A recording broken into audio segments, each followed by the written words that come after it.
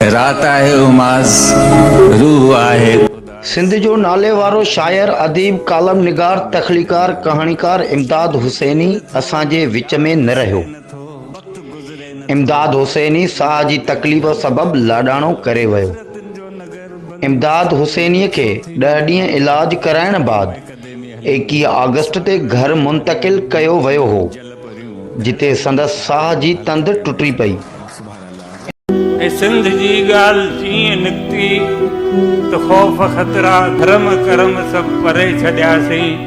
अयाज़ महफ़िल मंझां उथी वियो त जाम ऊंधा करे छॾियासीं। वाह वाह वाह वाह वाह वाह। मगर गुलाबी सुगंध आहे अञा हवा में, मगर गुलाबी सुगंध आहे अञा हवा में, खुमार आहे अञा फिज़ा में।